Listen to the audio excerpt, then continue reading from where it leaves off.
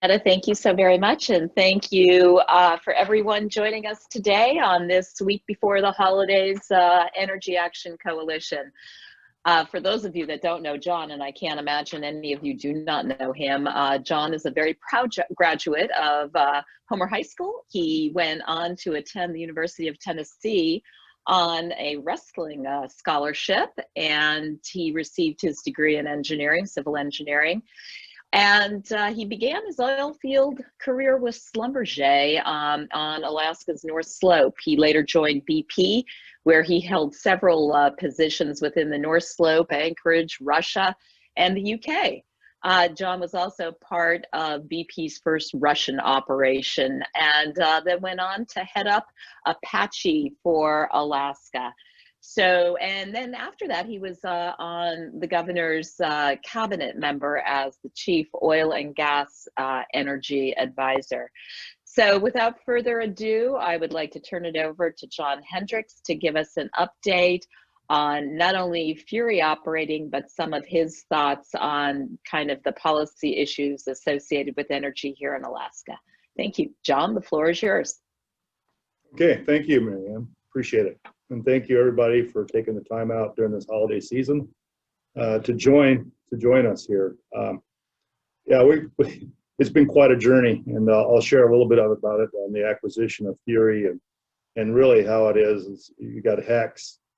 I'll overview real quick. We got HEX, which is me, and then there's HEX Cook Inlet, which owns Furie Operating Alaska. But on top of Furie Operating Alaska is Cornucopia and Corsair.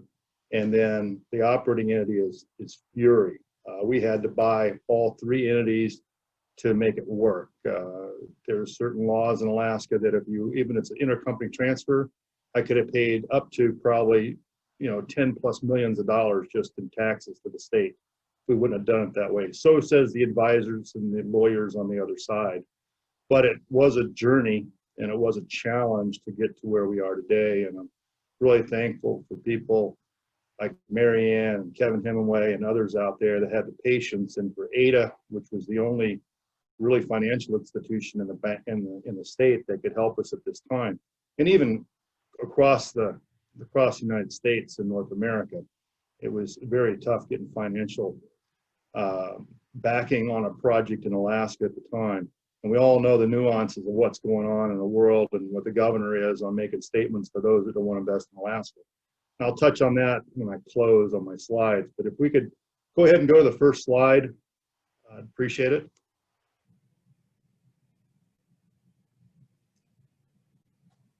Okay, second slide.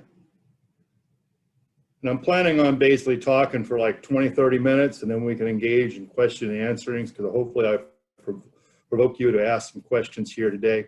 So after we put our first bid in for Furie back, I think December 5th, when I went to New York as a whole new person to this entity of buying something out of bankruptcy. Furie Operating, Escapita, these folks had spent over $900 million chasing this dream of putting this platform, and this platform is the newest platform in Cook Inlet, called the Jules R Platform, in place. It basically sits 16 miles away from our operating center in Nikiski. You can see OSK Dock on the right picture there, setting off. And there's a subsea pipeline that we have that goes between our shore facility and the Jules R Platform. It goes 16 miles and it's 16 inches in diameter.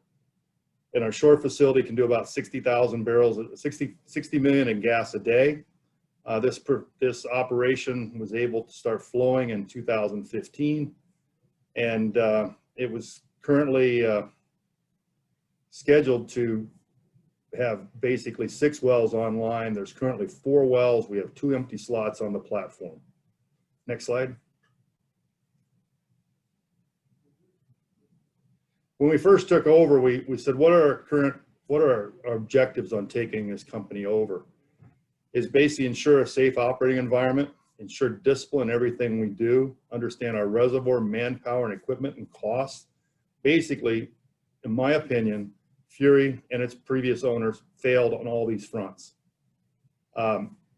Build and expand local relationships, they failed there. And transition to an Alaskan-based company, They failed there. They were Houston based. And protect and grow production. They failed there. They froze up the pipeline in the winter of 2018. And then acquire, one thing that's outstanding right now is we've acquired for a produced water handling permit that's in front of DEC at this time. We should get it. There's no reason why we shouldn't.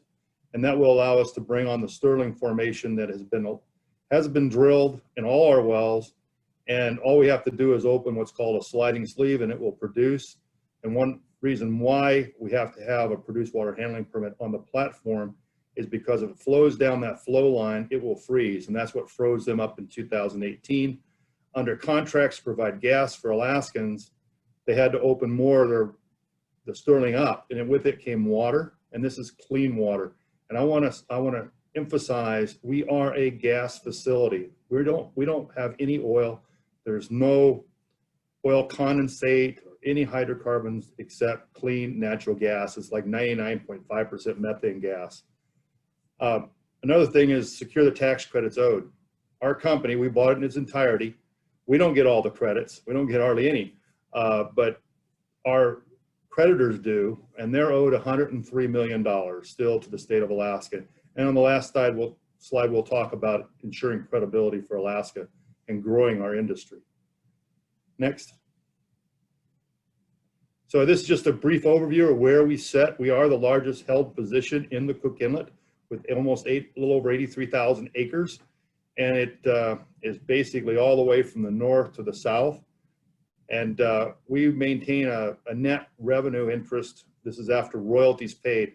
We inherited a highly royaltied up asset. We give 12.5% of everything we make off the top in royalties to the state. And then we give another 12.5% to past royalty owners. So we only make 75%, and we got to use that money to pay our bills. The people on top of us, that 25% override, like the state, they get that money right off the bat, right off the top. And when we acquired this, one thing to keep in mind is it was close to being basically in Chapter 7. And we took it over, kept the wells flowing, kept people employed, kept the lights on for gas. And we also basically absorbed any liability, which the state would have absorbed on the abandonment of all these structures. But we worked with DNR and DOG to make sure that we had a sinking fund to set aside money for the future abandonment of the platform. Next. So accomplishments, we acquired and assumed operation July 1. Thanks to ADA, we were able to get an ADA loan to help us with this. Without their help, this asset would have been in disarray. The majority of the field contracting, right off the bat, I knew Jim Udelhoven. He homesteaded, and he also developed Udelhoven Company and turned all the 3 lower 48 companies over to Udelhoven to do our oil field services. So he has the majority of those. We also hired a Soldotna High School graduate that spent 25 plus years on the North Slope when he retired from BP to be our superintendent in the field. We also brought in Daryl Leach and Sarah to do our process safety management.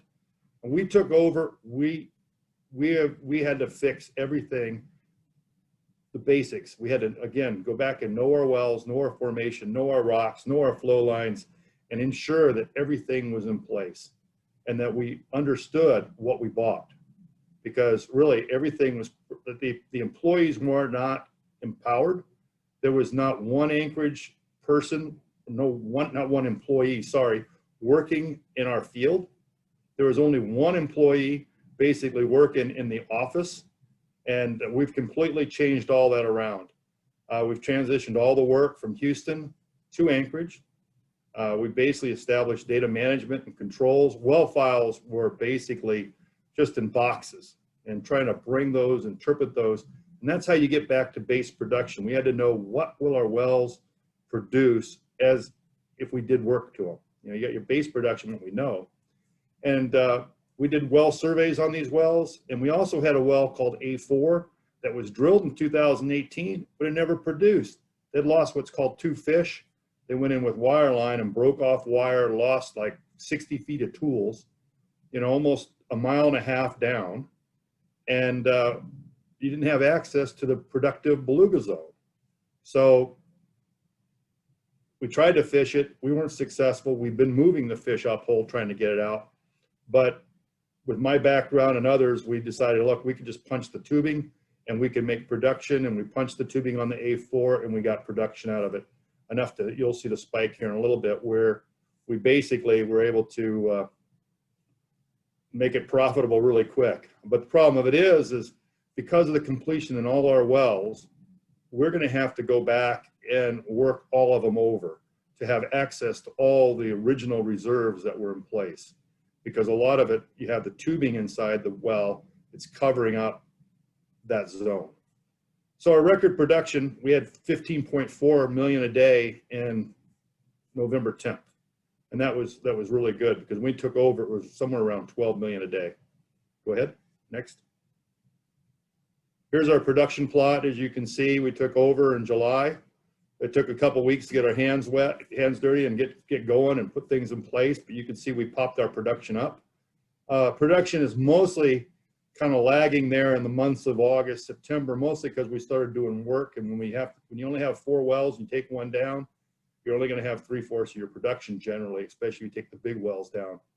Right now, we're out there working on our water handling equipment. We do not have a permit to operate it, but DEC did give us a permit to construct. So we're constructing it because it's worth more for us to basically go ahead and spend $1 million or $2 million in the hopes that we'll get it up and running, versus if all of a sudden we get it and we're not ready, we could lose 6 months of production. Next. So the way forward is continue to be a sustainable Cook Inlet producer and sell gas not only to local Kenai and Alaska, or Anchorage, but also Alaska. Find Alaskans that need cheap, affordable gas and give it to them. We got to continue to increase our production. We got to think about jobs for Alaska and the economic development in Alaska. The ADEC permit is needed to accomplish the above. We need that. It's under the Clean Water Act. There's no reason why we should not get this permit. AOGCC bonding issues, it's a menagerie of AOGCC, DNR. We have basically multiple bonds that overlap, and now we have a sinking fund that takes care of a bond to some degree. And all we're asking for is, let's be sensible about it. Let's don't overlap bonding, and let's get it right. Mitigating the produced water permit delay by pre-staging, we talked about that, but it's also pre-staging, and now we're installing. Udelhoven's been out there with about 14 people for the last 2 weeks, welding and setting new separators and redundant equipment in place so that we can make sure that we have operations efficiency better than we've ever seen before. And then instilling discipline. I think one thing with that is, if you hire local, you hire people that are really in the community, and you hire them as employees, you'll get their dedication a lot more than if you basically are calling them off on a will call. We've also been working very diligently on identifying future drilling and production opportunities above the base. Where can we next drill? We only have 2 slots unless we sidetrack a well from our current platform. What else is out there? What gives us the biggest bang for the buck? What is the lateral extent of our field? And we're getting a good handle on that. And we hope in the near future we'll have a drilling program. But right now it's fixing the base. There's so much opportunity on costs. I mean, right now we're spending somewhere around $500,000 a year for electricity just for our plant in Kenai. And it's like, why am I buying gas if I can make electricity with my gas that HEA is using? You know, we have to have some redundancy, but we have to basically make sure that we run an operation that will be sustainable. Next. So one thing that's been always, I think what everybody wants to know is, how do we make Alaska competitive? Right now we have a credibility issue, and I like what the governor's saying. and we've talked to them about it, is continue to say we're open for business. That's great, but we must demonstrate it by fulfilling the tax credit obligations that's been set aside. The legislators must allocate the money. They can't just turn around and say, look, okay, you hit that, we're not going to pay it. But we have to understand also that we are in a crisis mode in the state of Alaska. We've been in it for 3 to 4 years, but we have got people out there wanting to sue to stop things like bonding and reduce payments that we could get out from underneath these debts. Improve permit timing. We're going to have a lot of regulations maybe threatened by the new presidency. We have to make sure that's kept in check, because if you destroy resource development in Alaska, we'll continue to lose our youth, lose our kids to the lower 48 for jobs. Grandparents will see grandchildren in the lower 48, not here. And I think the underlying thing for all this is we need to educate Alaskans on the benefit of responsible resource development, because I don't really think we really understand, or the average Alaskan understands about what responsible resource development means to Alaskans. We also, when I tried to buy this company, is I found out there's a lot of people that made a lot of money in Alaska, but all the money invested in oil and gas really is out of state. And with this COVID crisis and everything else, and with the downturn of Goldman Sachs telling people not to invest in ANWR or not to invest in Alaska, there was a distaste for investing in Alaska, and it was even more difficult to get money to invest in our great state. That's why I got hats off to Ada. Ada made this happen. Without Ada stepping forward and the leadership of people like Dana Pruz and Alan, we probably wouldn't have gotten this loan. And it wasn't that much. Like, the short facility that was put in place was worth $50 million at one time. Sure, we didn't have the production that it was supposed to make, but it was, to me, to keep it going, we pay out $4 million. No, wait. Yeah, we pay almost $6 million out a year to the state of Alaska in property taxes and in royalties alone. You'd think it'd be a no-brainer to get a $5 million note, wouldn't you? But it was difficult. So we need to develop that in-house. There is no Bank of Oklahoma like there is in Oklahoma for oil and gas. Why don't we have this in our state? Why don't we have that capability? When I first got my Bristol Bay boating permit in 1981, I borrowed from CFAB, the Commercial Fishing and Agriculture Bank. There's no oil bank, because we've always been dependent on others to help us. Well, now we have a new order here. We have to basically ensure that we have the capability to develop industry from within. So we have to also establish, and this is a broken record here, right? A stable fiscal regime for oil and gas industry. I mean, this has got to change. If we're going to have any ballot initiative, that's what we have to have in front of the voters. Maybe a stable tax regime on oil and gas or anything for at least 4 years. And then they can change. But every year, who's going to put money in a state that moves every year? Some people get upset with me, but it's true. We're turning into a third world state with first world, regulations. We've got to go. We want to be first in both, and we have to move Alaska from a raw product producer to a value-added industry. We want to keep our kids here, retain jobs, and stop the brain drain. We need to basically expand from being a raw producer to a product to a byproduct. That's where you make jobs. That's where you'll burn more gas in state. Maybe that'll even lead for this pipeline from the North Slope to come down one day. But, we need more jobs. We need increased revenue to the state, and this is a sure way to do it. Don't let the raw fish go out. Don't let the raw minerals go out. Don't let the raw oil and gas go out of the state. Turn it into something valuable. It's worth more in a byproduct state than it is a raw product. And another thing is we need alignment. I didn't write this here, but we need alignment. It's kind of, anybody that runs business, if you run the business, you want to make sure that if you run the business, you get the revenue from it. DNR, the only revenue I think they make is from lease sales. In my opinion, DNR should make money from lease sales, oil and gas production, everything coming out of oil and gas. But they don't. It all goes to DOR. It's a misalignment.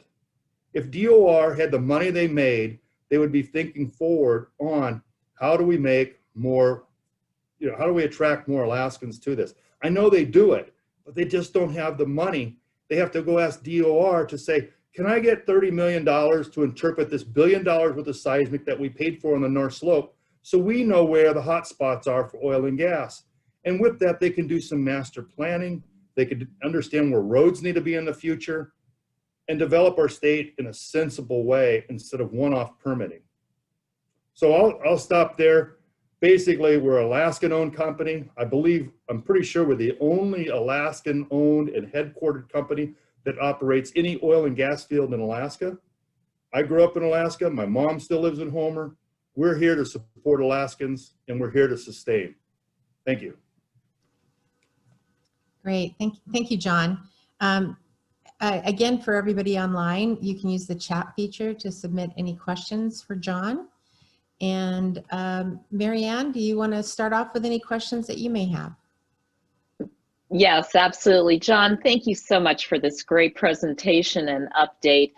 The Energy Action Coalition is very focused on all of the energy issues that are important to our state. And you definitely jam-packed your presentation into a summary of all of those key points. John, if you could, on top 3, what do you view for Cook Inlet independence, operating in the Cook Inlet as the 3 greatest challenges and the 3 greatest, opportunities, challenges and opportunities? Well, when I worked for Apache, they looked at the Cook Inlet Basin as a bypass basin.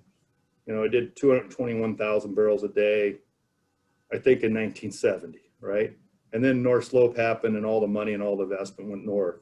We believe our company still believes there's opportunities in the Cook Inlet. It's expensive to work offshore. There's a lot of NGOs out there that want to raise money on the backs of everybody else. When I was at Apache, beluga whales was the big issue. And you could talk to Brad Harris, professor at APU. We had NIMS observers on a boat. In one afternoon survey that we did preemptively, we counted more beluga whales in Cook Inlet than they had documented as endangered. We just need factual data and managing it. But they would not publish this, and he had to go around and around, and I don't think it's ever been published. But it's just basically understanding factual data. And I think it's educating Alaskans. I think a lot of people, it is like, let's get rid of oil. Well, let's be reasonable, I hope we can transition away from oil and gas one day. But we need to make sure that we don't do it all of a sudden. If Hillcork and us, we shut off our gas supply today, where would Anchorage be? Right? Absolutely. We don't want that to happen. I don't think anybody wants that to happen, but so basically maintaining regulatory timelines and just understanding all the issues that are out there and all the threats, and being reasonable and having a place that we can all meet and discuss sensibly instead of getting involved in lawsuits. We don't want to get involved in lawsuits, but I'm not a BP, okay? I am an independent, family-owned company. We're Alaskans. My daughter and son are 3rd generation Alaskans. My mom's, 87 and still lives in Homer. I'm here to live, right? This is my home. But with that comes my right to live, just like anybody else. So, I think you're going to see a different face and different attitude. Okay. Absolutely. Juanetta, do you think it's possible to open it up to questions around the table for John at this point, or what do you think would work best? We have some questions in chat, so let's work our way through those, and then we'll go the other route if need be. John, first question is, can you tell us a little bit about what your workforce looks like? How many direct employees do you have, and do you anticipate any growth in your local workforce? Well, we've gone from 1 employee and 2 half-time contractors here in the office to now we have 1 half-time contractor and 1 full-time contractor, and then we have like 7 or 8 full-time employees. In the field, we've gone from no employees to basically, I think it's 7 now also. And then we're looking at hiring someone here pretty soon. And I mean, the numbers are small, but we know numbers change too. One number adds a lot of percentages, but it also makes a difference in people's lives too.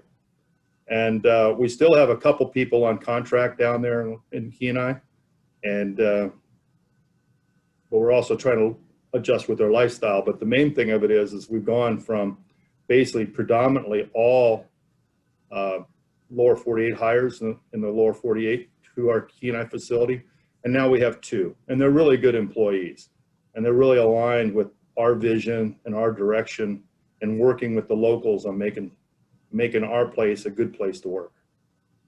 Great, thank you. We have a question, and you've spoken to this already to some degree, but what do you see as the biggest barriers to investing in Alaska? Is it simply just that it's a complex investment channel, a big capital stack, or are there other issues that you see as more significant barriers? And what do you see as growth opportunities in Alaska? I think we got a trust issue. I don't think your average investor in the lower 48 trusts Alaskans. I mean, look at vote no on 1. I mean, I think vote no on 1 being as good as it did, defeating the vote yes on 1, was a good stand for and barometer for people to look at it and say, hey, maybe Alaskans do get it. Maybe they are learning. But if that wouldn't have passed, you could just kiss a lot of investment. And I'm sure Conoco would have pulled the plug on a lot of things. Mm-hmm. And what was the other part? The best. What do you see as the best investment or growth opportunities in Alaska? Well, I think there's certain places in Cook Inlet. I believe the whole Brookian formation that's up north. Our big thing is getting alignment, and that's why I talk about master planning on like the North Slope. We should know, with the billions of dollars spent on seismic that we paid credits for, we should know what all that seismic says, where are the hot spots, where could the state pre-develop roads with their permits, say with this permit, with this lease, if you buy this lease, we'll provide you with a permit to basically put a road in and put a pad in and drill. We just need to work with them. And I think the North Slope by far has a big basin. Absolutely. And we are, I think Governor Walker used to always talk about it. If we were a country, we'd be the 9th richest resource country in the world. It was at least top 20. I can't really remember off the top of my head, but it was up there.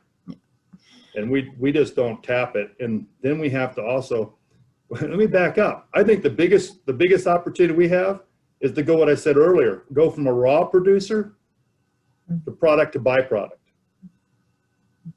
That's where you're really going to make money and jobs. So there's a question here wondering if you're ready to talk about the saga with the frozen flow line, what that took to resolve that issue. Which present flow line? The frozen flow line? Oh, yeah.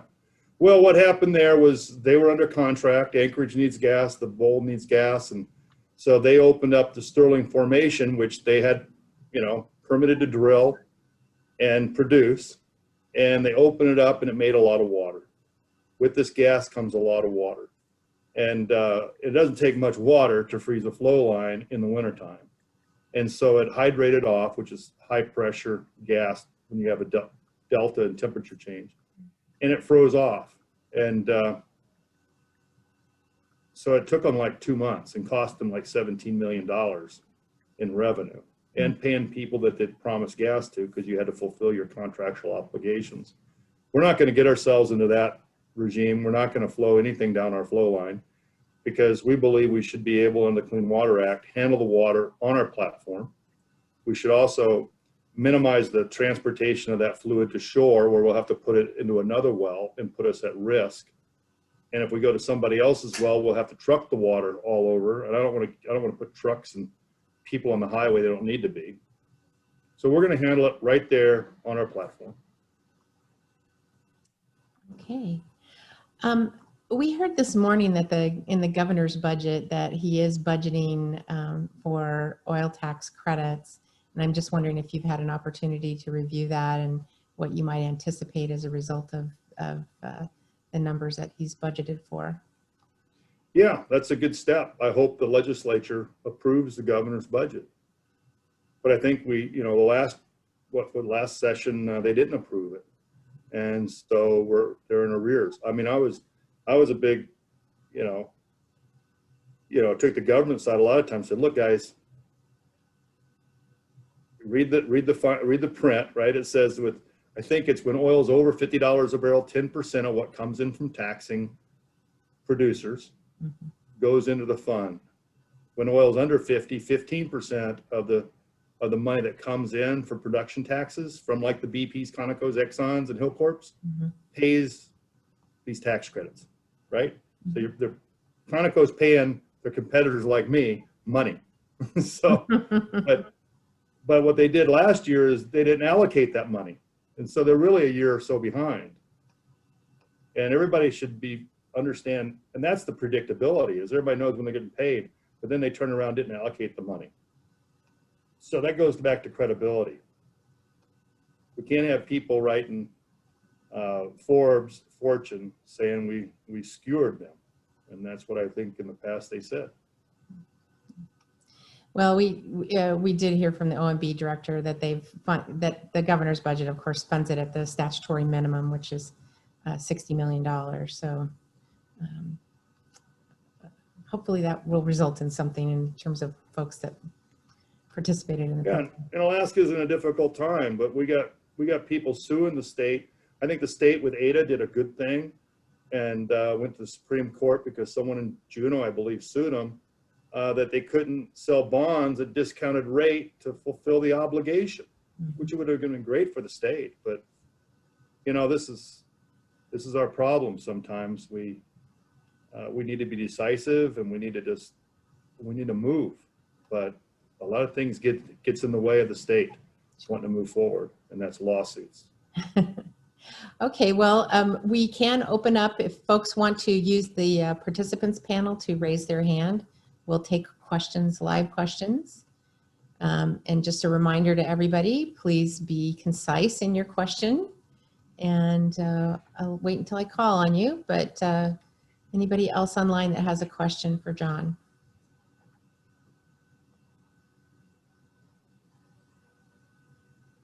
Okay, well, it's a quiet group.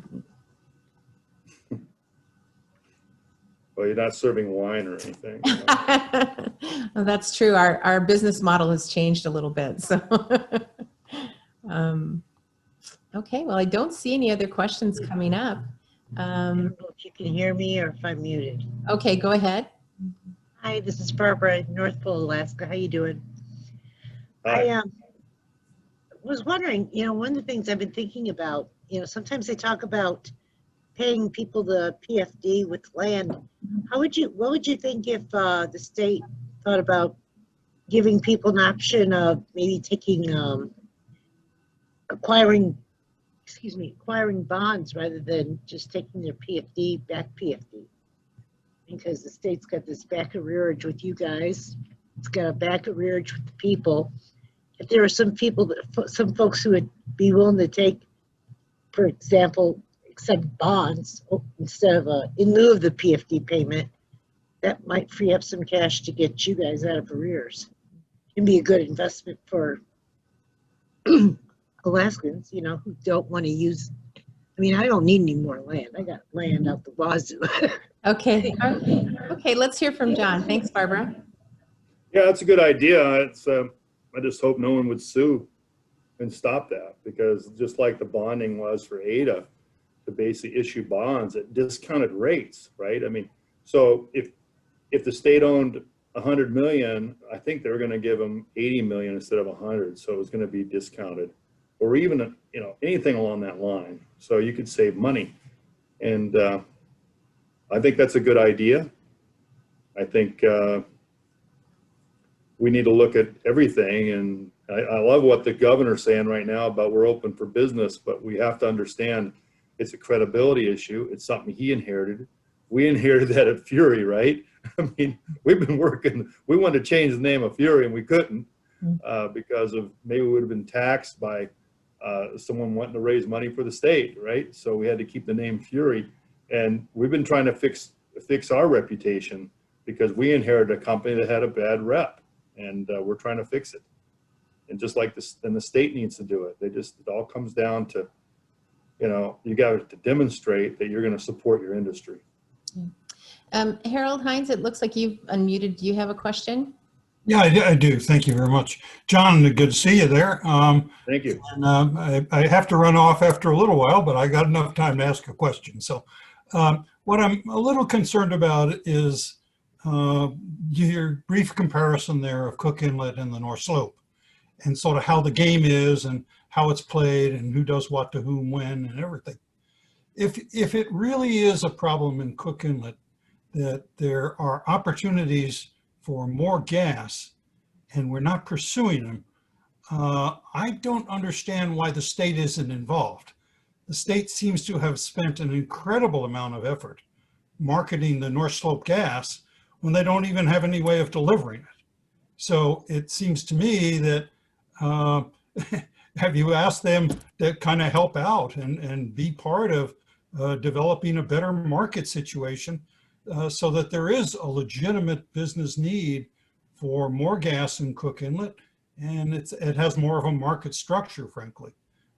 Yeah, I think the brownout situation that we have in Cook Inlet is not there anymore as far as Alaska.